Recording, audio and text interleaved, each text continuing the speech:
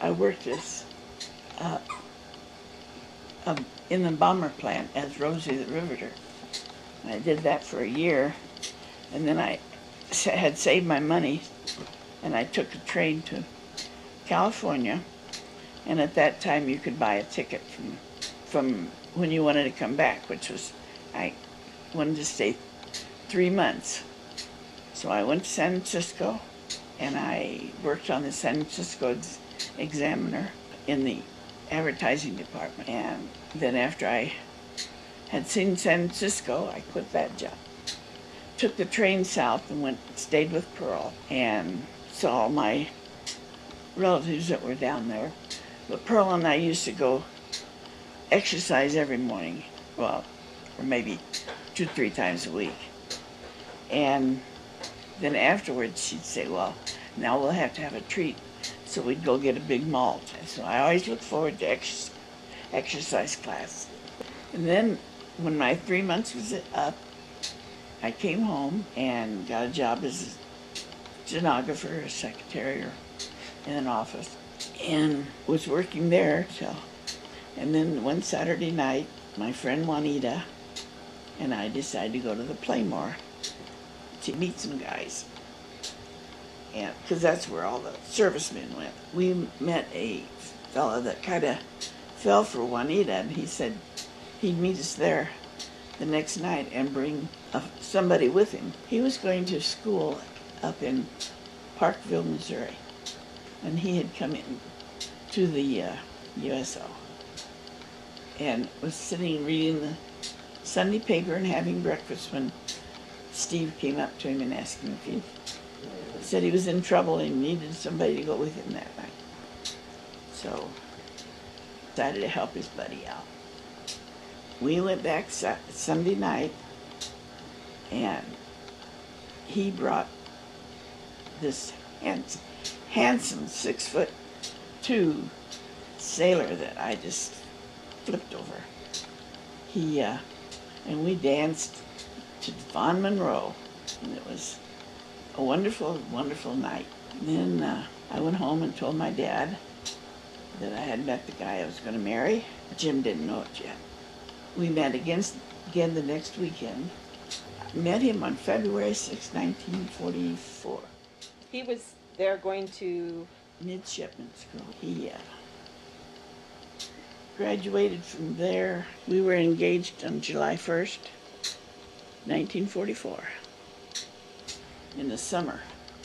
But I didn't get a ring until December, which is understandable. I was surprised to get a ring at all, I think. And in the end of February, he was going to go to officers training, and he had 10 days to make a trip that took him about an hour. So he decided 10 days and he should come back and we should get married. So he called me, and of course I said yes. And I got busy and got the license, and the priest at St. Anthony's Church, and made the date and everything. And he got on the train and went through Chicago and called his folks and told them to come down the next day. So they hopped on a train the next day and came. And on March 1st, 1945, we were married. That night we stayed at the Muehlebach Hotel in Kansas City, Missouri. The next day we took a train to St. Louis, Missouri, which was not a pretty city at that time. At that time, it was cloudy and damp and just didn't look appealing at all. So, but we had a good time for a few days, and then he took a train back to Fort Schuyler in New York. And I took a train back to Kansas City, and I worked as a secretary till June, and then quit my job, took a train again to Chicago.